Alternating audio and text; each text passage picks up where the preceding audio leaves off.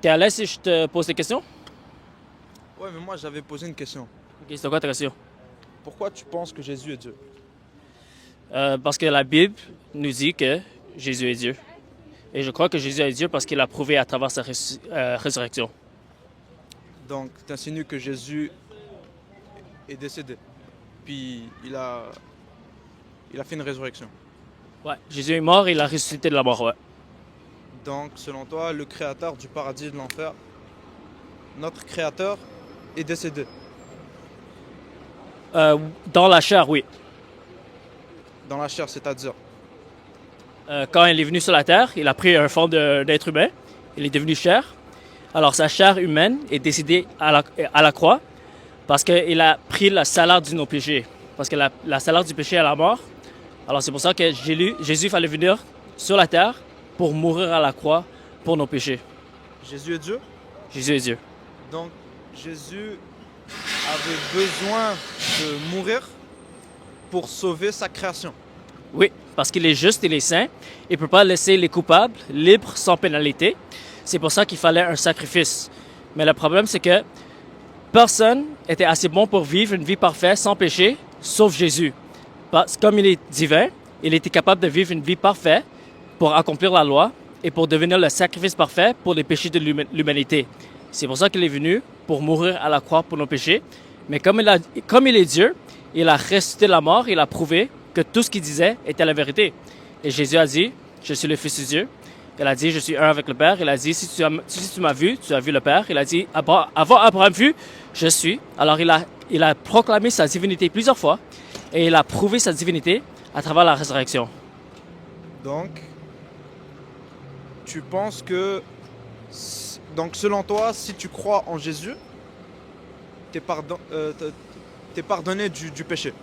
Si tu te répands de tes péchés et tu crois à la bonne nouvelle que Jésus est le Fils de Dieu, il est mort à la croix pour tes péchés et il a resté la mort, tu peux être pardonné de tes péchés, tu peux avoir une relation avec Dieu et tu peux avoir la vie éternelle. Ça veut dire si tu crois en Jésus, tu vas automatiquement au paradis. Qu'est-ce que je viens de dire? J'ai mal compris. Okay. Si tu te répands de tes péchés, c'est-à-dire tu reconnais que tu es un pécheur, tu demandes Dieu pardon et tu crois à la bonne nouvelle que Jésus est le Fils de Dieu, c'est-à-dire qu'il est égal avec Dieu, il est mort à la croix pour tes péchés et il a ressuscité de la mort, c'est comme ça que tu peux être pardonné et tu peux avoir la vie éternelle. Donc si tu crois en Jésus. Oui, mais on doit qualifier c'est qui Jésus, parce que selon le Coran, vous ne croyez pas qu'il est le Fils de Dieu. Alors tu dois croire le Jésus de la Bible. Ok, donc ça veut dire que si par exemple Hitler, avant qu'il soit mort, il a cru en toutes ces choses. Alors si Hitler s'est repenti de ses péchés et il a sincèrement demandé Dieu pardon et il a pris une ferme décision de se détourner de ses péchés et suivre Jésus, il pouvait être sauvé. N'importe qui peut être sauvé parce qu'on est tous des pécheurs. Toi et moi, on n'est pas mieux que Hitler. Parce que la Bible nous dit, même si on a la haine... Je pense que tu es mieux que Hitler, je pense que je suis mieux que Hitler. Mais la Bible nous dit que si on a la haine contre un frère ou une sœur, c'est la même chose que le meurtre. Alors, le point, c'est que on est tous comme Hitler parce qu'on a tous péché, on est tous coupables. Parce que toi, tu penses peut-être que tu es une bonne personne si tu te compares avec Hitler, mais si tu te compares avec Dieu, mon ami, on est tous des pécheurs, on est tous méchants, on a tous désobéi Dieu comme Hitler.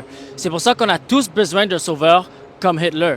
Et le seul moyen qu'on peut être sauvé, c'est à travers le sacrifice de Jésus, parce que personne n'est assez beau pour aller au paradis, parce qu'on a tous péché. Tu penses pas que Dieu est assez merciful pour juste pour que chaque humain est, comment on dit ça en français, accountable. Que chaque personne soit responsable de leur péché. Chaque personne soit responsable de ses propres péchés. Puis, pour se faire pardonner, il doit juste demander le pardon à Dieu. Alors Dieu est miséricorde, merciful, oui, mais il est aussi juste. Alors c'est pour ça qu'il ne peut pas laisser les coupables libres sans pénalité. Ça serait injuste. C'est pour ça que Hitler sûrement est en train de brûler en enfer parce qu'il a péché contre Dieu. Alors ça serait injuste de laisser les coupables comme Hitler aller au paradis sans une pénalité. Et c'est pour ça que Jésus est venu pour payer le prix et il a payé la pénalité pour les péchés de l'humanité afin qu'on puisse être pardonné de nos péchés et Dieu peut demeurer juste. C'est ça la bonne nouvelle de Jésus-Christ. Ok. Est-ce que tu penses que c'est juste que Dieu ait envoyé son Fils pour qu'il soit sacrifié par l'humanité? Personnellement, moi je pense pas que c'est juste. Par exemple, c'est comme si t'es dans la cour de justice, puis le juge, on va dire t'as tué quelqu'un. T'arrives à la cour, puis le juge te dit, tu sais quoi? Au lieu que t'ailles en prison, au lieu que tu payes pour le péché que t'as fait, on va sacrifier mon fils, comme ça t'es pardonné. Est-ce que tu penses que ça fait du sens? Non, si c'est son propre fils que le juge a sacrifié, là, ça serait injuste. Mais le problème, c'est quoi? C'est que si Dieu est juste, le péché doit être puni. Tu vois? Si quoi? Si Dieu est juste, Ouais. si Dieu est juste, le péché doit être puni. Alors, ça veut dire que si on reçoit la justice de Dieu et on n'a pas de pénalité pour nos péchés, là, on va payer la pénalité nous-mêmes. Et la salaire du péché est la mort et c'est l'enfer.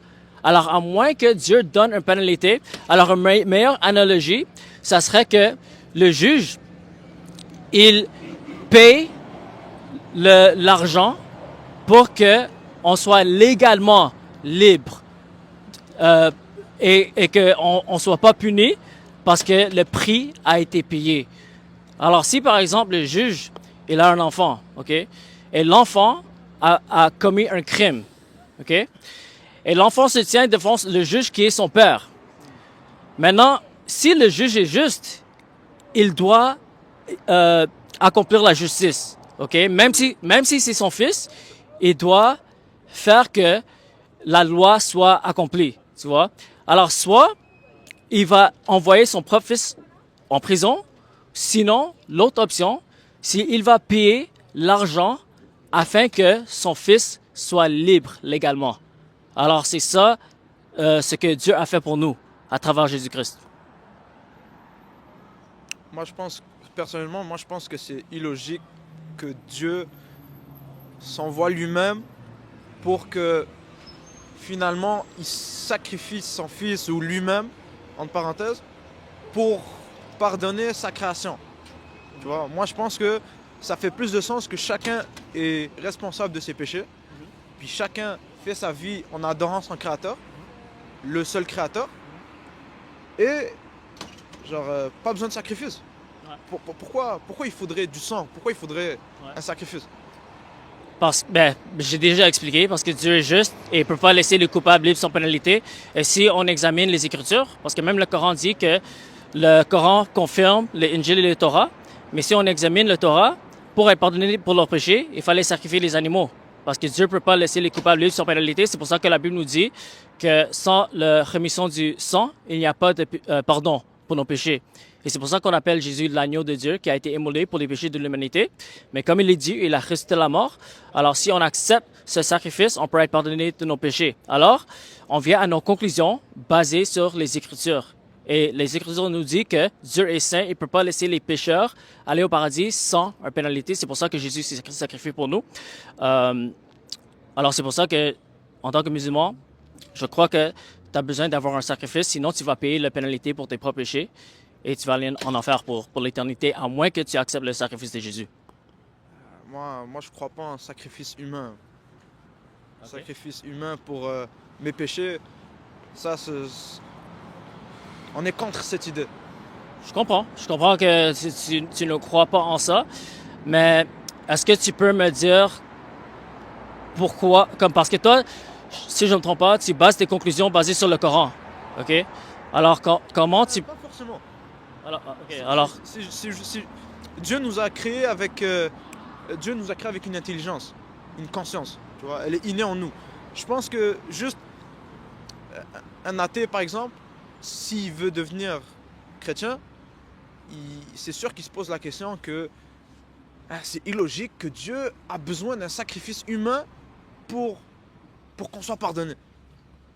Vous comprenez, que c'est plus dur d'ancrer ça à un chrétien, à un athée, que faire ancrer à un athée que chacun est responsable de ses péchés et le Créateur peut te pardonner si tu es sincère de ton pardon. Tu vois ce que je veux dire? alors est-ce que tu crois que l'islam est plus logique? Ouais, 100%. Alors comment euh, comment tu es venu à la conclusion logiquement que l'islam est la vérité?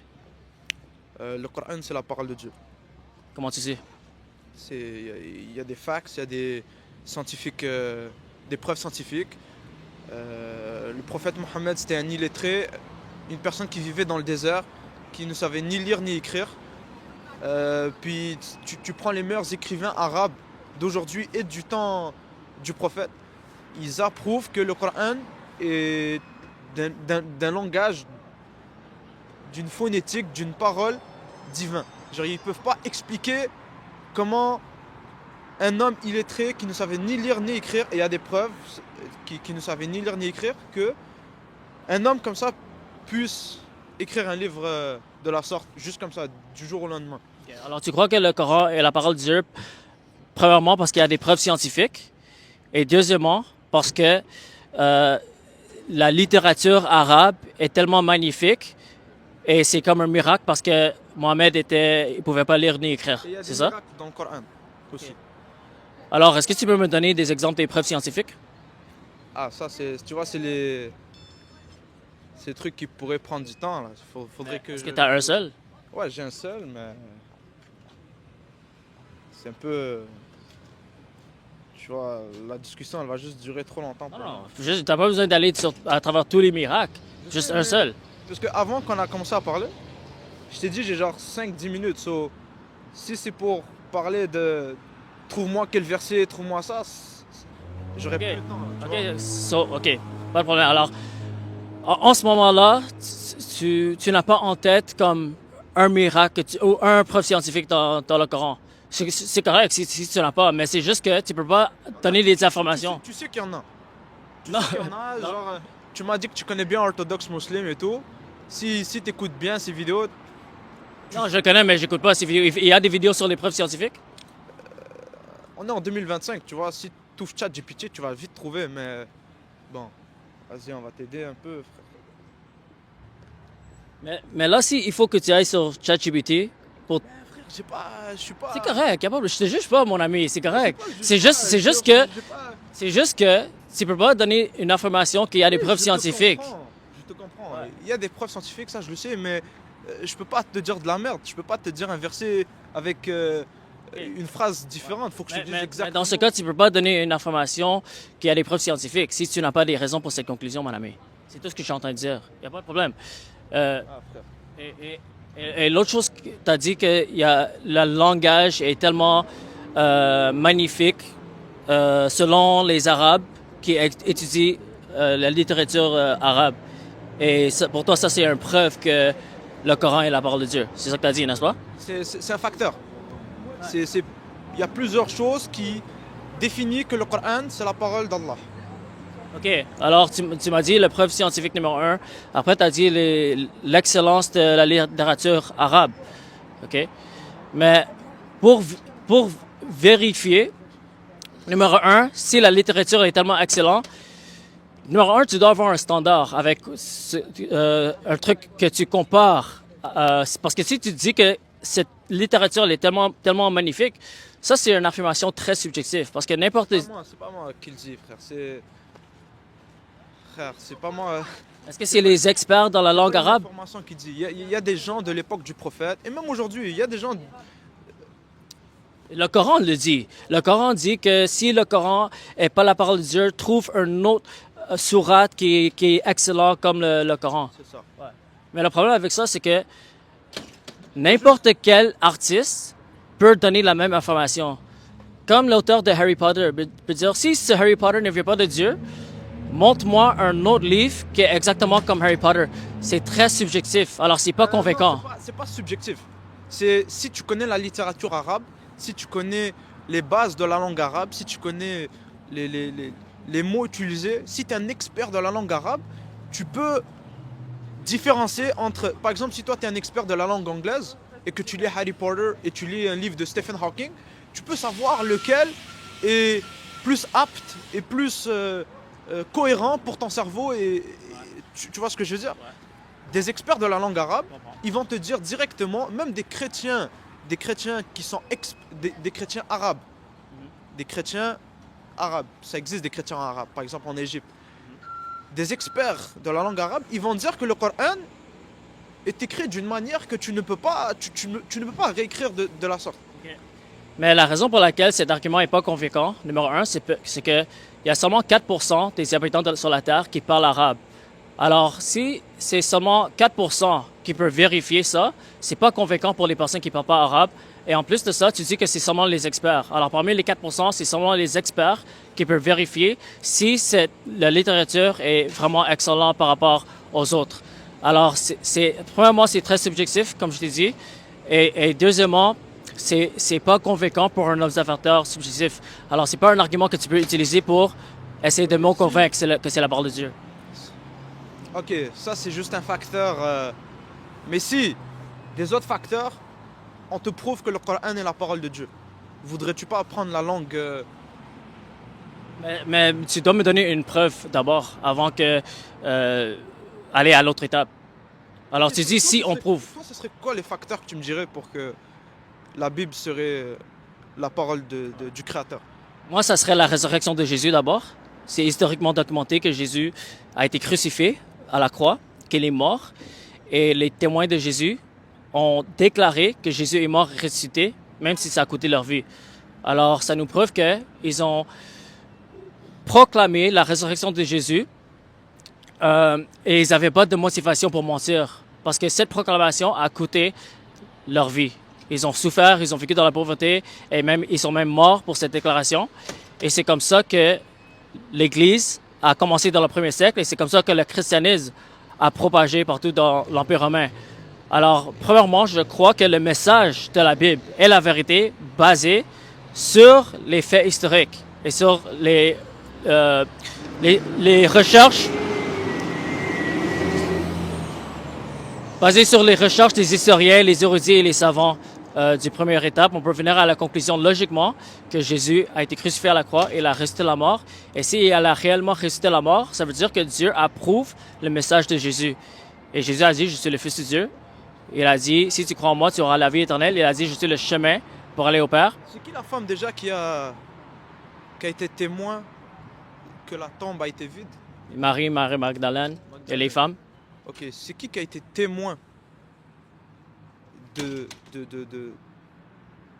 Qui d'autre a été témoin de Marie Magdalène qui a vu? Il y a Marie Magdalène, il y a Marie, il y a les femmes qui marchaient avec Jésus, il y a les 12 apôtres. Il y a... Moi, de ce que je sais, c'est juste Marie Magdalène qui avait vu la tombe qui était libre. Le tombeau vide. Tombeau vide, c'est ça. Ouais. Mais c'est qui... Par exemple, c'est comme toi, tu vas à Pizza Hut, puis tu me dis, oh, j'ai vu telle chose là-bas. Puis là, tu viens me voir, tu me dis cette affirmation. Tu vois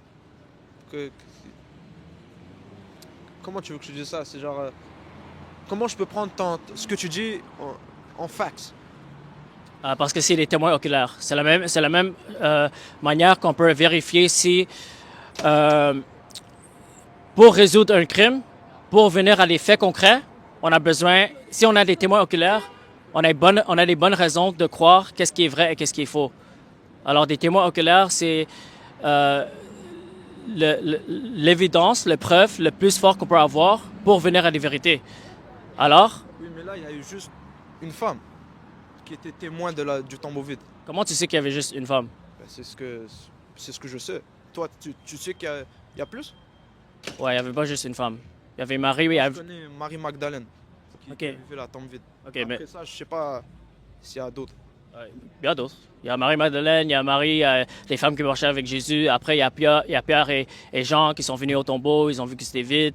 Il y a des anges qui sont apparus à eux et ils ont proclamé que Jésus est ressuscité. Et après, Jésus a apparu aux 12 apôtres et c'est documenté aussi qu'il a apparu à plus de 500 témoins oculaires. Et ces documents ont été écrits pendant que les témoins oculaires étaient toujours vivants. Alors, si ça serait faux, ça serait facile à désapprouver, mais ça n'a jamais été désapprouvé si on examine toutes les preuves ou les évidences ou les manuscrits qu'on a qui viennent du 1er siècle. Moi, je pense que cet argument est réfuté. Comment? J'ai vu des vidéos où les apôtres, parce que l'histoire de la résurrection de Jésus, ce que j'ai entendu, c'était venu à peu près après, vers l'expansion du christianisme dans l'Empire romain. Vers l'an 300, vers cette époque-là, c'est là où ça a été... l'histoire de la résurrection a pris ampleur. Mais j'ai vu une vidéo, et même je pense Orthodox Muslim parle de ça, que les premiers apôtres, là, les apôtres qui étaient là, il n'y a pas de vrais facts. Il n'y a pas de facts concrets qui parlent sur la résurrection de Jésus. Est-ce que tu sais c'est quoi les manuscrits le plus anciens qu'on a disponibles aujourd'hui? Je pense que c'est le... Aïe. Bon, j'ai oublié son nom. OK, il n'y a pas de problème. Mais si on examine les manuscrits qui sont le plus anciens, on a tout l'évangile de Jean qui vient du 2e siècle, quelques dizaines d'années après que la copie originale a été écrite. Alors, ça c'était bien avant le christianisme a pris l'Empire romain. Ça revient, je crois que c'est Conan truc là, le premier manuscrit là. Mais les Bibles les plus anciennes, c'est Sinaiticus, Alexandria et the Vatican. Ça, c'est les Bibles au complet. C'est quoi le premier que tu as dit? Sinaiticus. Ouais, c'est ça Ouais. que... Alors ça, c'est dans le 4e siècle. Ça, c'est la Bible au complet. Mais on a tout l'évangile de Jean au début du 2e siècle. Et est-ce que tu as déjà lu l'évangile de Jean? Pas vraiment là, ouais, pas vraiment là. C'est correct, J'ai mais... pas lu comme ça, Ouais, mais... je comprends. Mais dans l'évangile de Jean, ça nous confirme que Jésus est Dieu. Ça nous J'ai une confirme... question. C'est qui Jean? Jean, c'est l'apôtre de Jésus. Oui, mais Jean, par exemple, je vais essayer de t'expliquer d'une autre manière. Par exemple, là, comment tu t'appelles? Andrew. Andrew, item. C'est comme si dans 800 ans, tu vois, puis là je te dis l'évangile d'Andrew. Mais c'est genre la seule information que j'ai de toi. Pourquoi ça serait 800 ans? Non, peu importe, 400 ans, 2 ans. OK, mais là, tu donnes une analogie pour comparer avec l'apôtre Jean. OK? Oui, alors... je pense pas que c'est important de savoir. C'est quand même une personne qui parle sur l'évangile, tu vois, qui a écrit l'évangile, selon toi. OK, vas-y. Tu penses pas que ce serait important de tout savoir sur sa vie? Mais Genre, on tout, sait... sa famille, avec qui il s'est marié, ses enfants, ses oncles, tout. Pour savoir si c'est pas une personne random. Tu vois? C'est important. Je pense que tu sais comment les hadiths marchent. Qu'est-ce que tu veux dire? Par exemple, les hadiths, un hadith peut pas être sahih. Sahih, ça veut dire fax. Si la personne qui raconte le hadith n'est pas 100% vérifiable. Ça veut dire son nom de famille, quelle école il est allé, où il a grandi, quel quartier il est parti, ses amis à lui, sa famille, sa femme, ses enfants, il a fait quel type d'études, il est pas, tu vois? Quel est le hadith le plus ancien que tu peux trouver, le plus proche du temps de Mohammed? Attends, on reste concentré sur... Non, c'est le même sujet parce que là, tu es en train de comparer les hadiths avec la Bible. OK? Alors, si tu veux être honnête, et c'est à peu près la même chose. comment c'est la même chose? Puisque c'est des évangiles, c'est genre la parole des apôtres. Les hadiths aussi, c'est genre... Quand on utilise le méthode historique, OK, pour venir à des faits concrets ou déterminer qu'est-ce qui est vrai ou faux, on doit aller au manuscrit le plus ancien, OK? Si on examine les hadiths, OK, je ne sais pas si tu es au courant, mais les hadiths, ça vient 150 à 200 ans après la vie de Mohammed. Alors déjà, c'est pas assez fiable pour assurer que tout a été fidèlement transmis. OK, ça c'est numéro 1. Je pense que ça a été documenté. Je suis pas un expert sur ce sujet, mais je pense que ça a été documenté. Je pense que ça a été documenté. Les gens sont pas bêtes là, ils savent comment documenter ce genre de choses. Okay. Puis je pense que 100 ans après, comme tu dis, ça a été mis à l'appui. Mais je suis pas sûr, peut-être je dis de la merde. Non, c'est correct, c'est correct. Mais c'est juste pour te faire voir que tu peux pas comparer les hadiths avec les Écritures parce que les Écritures sont beaucoup plus anciens et sont beaucoup plus proches des événements de la personne en question. OK? Si on compare les hadiths avec les hadiths avec le Nouveau Testament. Le Nouveau Testament, d'abord, ça a été écrit durant le temps de Jésus. Ça n'a pas été écrit 200 ans après. Et le manuscrit le plus ancien, ça peut être daté jusqu'au 2e siècle, qui est quelques dizaines d'années après les manuscrits originaux ont été écrits. Alors, si on compare le hadith avec le Nouveau Testament, selon les critères historiques, le Nouveau Testament est beaucoup plus fiable que les hadiths. Le Nouveau Testament est beaucoup plus fiable sur l'histoire de Jésus. Si on utilise les critères historiques. Il faudrait plus utiliser le Coran si tu veux comparer sur les faits historiques, parce que le Coran c'est la parole de Dieu et Ouais. Dieu fait pas d'erreur. Ouais. Tu vois, Dieu fait pas d'erreur, donc si le Coran parle du... En fait, ce que je remarque beaucoup, c'est que les chrétiens ils disent que ah, mais le Coran est venu genre 500 ans après Jésus, pourquoi on va croire ce qui est écrit là sur Jésus, tu Mais vois? regarde, parce que tu as dit, si l'apôtre Joël est un témoin oculaire, pourquoi on ne doit pas savoir toute sa vie? Ouais. C'est ça que tu as dit. Ouais, c'est Mais si on utilise le Coran nous dit presque rien sur Mohamed. On ne connaît pas les détails. Les détails sont écrits dans les hadiths et les détails sont écrits dans les biographies de Mohamed. Mais le problème, c'est que les biographies et les hadiths sont venus 150 années à 200 ans après Mohamed. Alors si tu es consistant, tu ne peux pas mettre un standard sur la Bible qui n'est pas, qui est pas le même standard sur le Coran, les hadiths et les biographies de Mohamed. Bon, je pense sur les hadiths, faudrait que je vérifie parce que je suis pas sûr. Mais en fait, le point que j'étais en train de dire, c'est que Jean, tu vois Jean, Oui. Jean, Luc, Marc. Mais regarde, si tu me donnes cet argument, je vais te retourner le même argument pour l'islam. Oui, mais il faut que tu comprennes un truc. Ce que Jean a écrit, c'est votre Bible, Ouais. c'est votre guide de vie. Et ce que Mohamed a récité, c'est le Coran, c'est votre guide pour l'islam. Oui, mais le Coran, ça vient du Créateur, ça vient pas de Jean, ça vient pas d'Abou Bakar, ça vient pas d'Andrew, Comment tu sais? ça vient du Créateur. Direct. Comment tu sais? Avec des preuves. Quelle preuve? Oh, les preuves, je pense que tu es assez éduqué pour... Non, je cherche toujours des réponses à cette question. Comment tu peux venir à la conclusion que l'islam est la vérité, logiquement? J'ai jamais eu de réponse. Check. Premièrement, faut... Tu vois, nous, on croit en Créateur. Oui. On est sur le même point. Oui. C'est bon? On n'est pas comme les athées qui ne croient pas en Créateur ou... Tu vois ce que je veux dire? On a un Créateur. On est conscient. Maintenant, le deuxième point qu'il faut suivre, c'est le Créateur. Il va nous envoyer un message. Ce serait illogique de sa part de nous créer sans qu'on ait un guide. T'es d'accord? C'est comme si je te donne un téléphone, puis t'as jamais vu de téléphone de ta vie, je te donne un téléphone sans guide.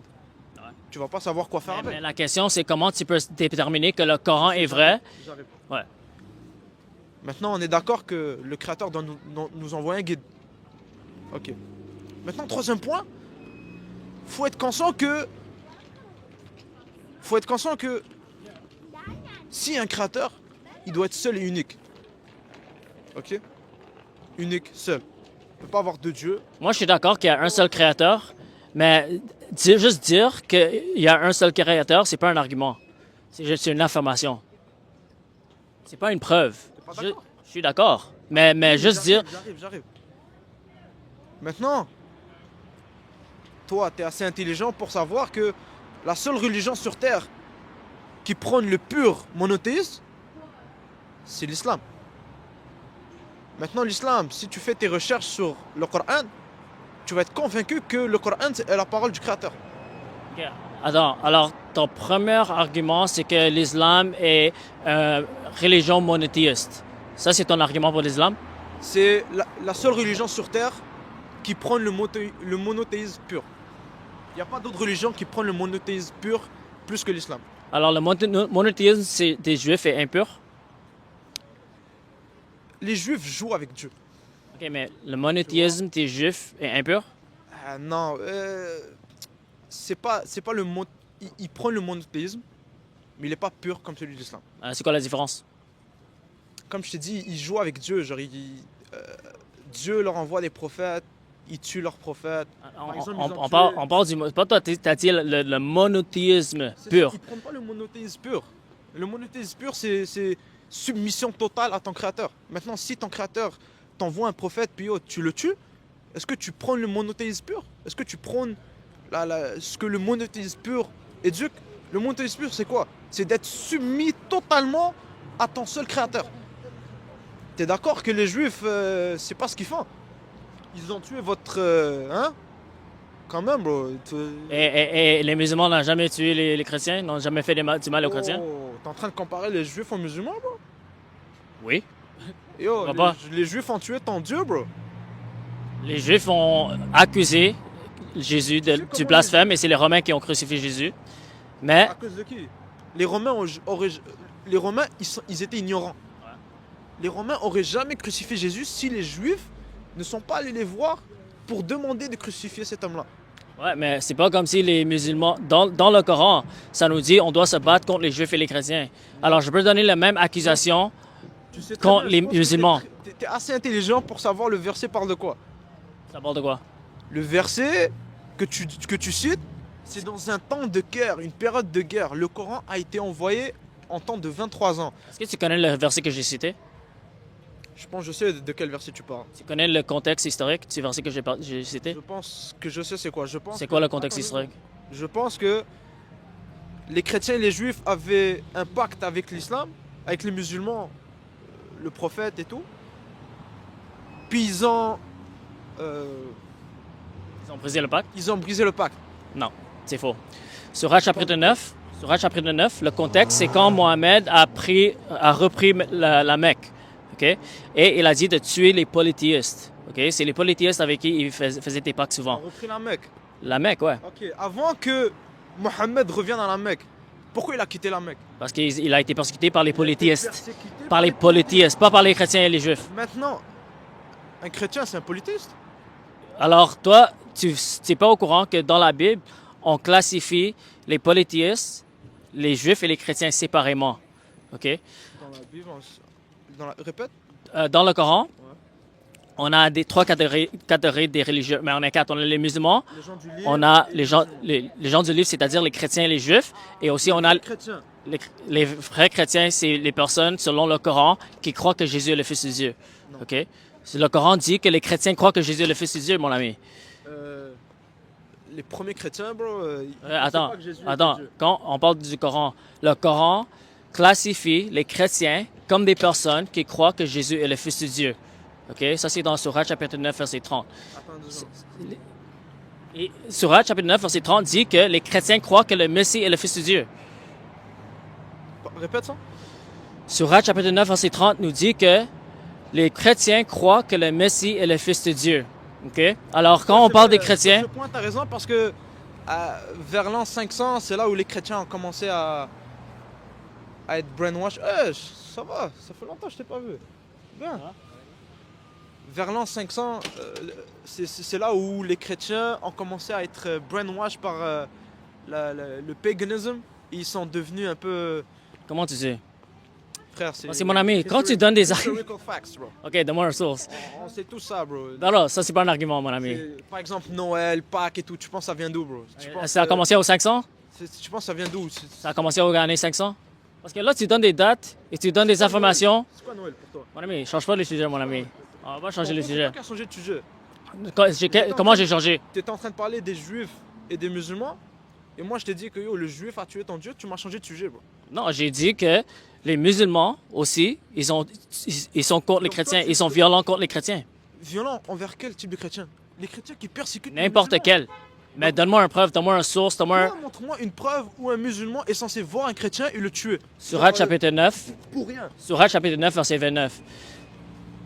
Ok, nous on va. Isco! Check, je vais continuer à parler de lui. Tu peux vérifier Sourate 9. Tu peux vérifier Sourate 9, verset 29. Ah, non. Les deux. C'est le même chapitre, c'est le même contexte. Mais si tu le connais, tu peux le citer par cœur. 2 secondes. Moi, la comparaison que tu as faite, c'est un verset du Coran où je pense que tu as totalement tort. On va voir ça tout de suite. 2 secondes. Et tu nous compares avec un peuple qui a tué votre soi-disant créateur. Et, genre, aujourd'hui, là, si tu parles avec un juif, il va dire que Marie, c'est une... Je veux pas dire le mot. J'ai jamais rencontré un juif qui m'a dit ça. Je pense pas qu'il va te le dire, ok? Mais tu le sais très bien, toi. Tu sais très bien qu'un juif, au fond de lui, Dans mon expérience, c'est les musulmans qui me persécutent plus que les juifs. ouais, c'est sûr que quand tu vas devant les clubs à 3h du matin et puis tu les cherches, Et les juifs là-bas sont très gentils. tu vas voir un juif. Moi, je suis pas juif, alors j'essaie pas de mais défendre. je pense que c'est très important là. On est arrivé à. Moi, je crois que les juifs d'aujourd'hui, ils ont tort parce qu'ils ont rejeté le Messie. Et je crois que l'islam a tort parce qu'il rejette Jésus en tant que fils de Dieu. Alors, je crois que les juifs et les musulmans, La différence entre nous et les juifs, je veux dire, c'est quoi votre problème, les chrétiens en 2025? Vous, ça peut être du Quentin, hein. Vous, les chrétiens, vous détestez plus les musulmans que les juifs, alors que le musulman reste la femme la plus importante qui a existé, c'est Marie. Jésus, c'est le Messie et le prophète. alors toi, tu crois que c'est respectueux de dire que notre Dieu est juste un prophète. Toi, tu penses que c'est respectueux? Est-ce que toi, tu penses que c'est respectueux que tu rabaisses ton Dieu à un point que il doit sortir d'un vagin, il doit faire caca, pipi, téter un sein, s'il tombe, il se blesse? Est-ce que tu penses que c'est logique? Est-ce que tu penses que c'est respectueux de ta part? Parce que C'est logique et respectueux pour croire que Dieu est tout-puissant et s'il veut, il peut entrer dans la création. C'est irrespectueux de dire que Dieu peut pas, parce que ça limite Dieu. Et c'est irrespectueux de dire que pour que Allah ait un enfant, il a besoin d'avoir une copine. Ok. Moi, je te dis que Dieu ne peut pas. Ok, alors ça c'est irrespectueux parce que tu limites Dieu. Ok, c'est bon. On parle de la limitation.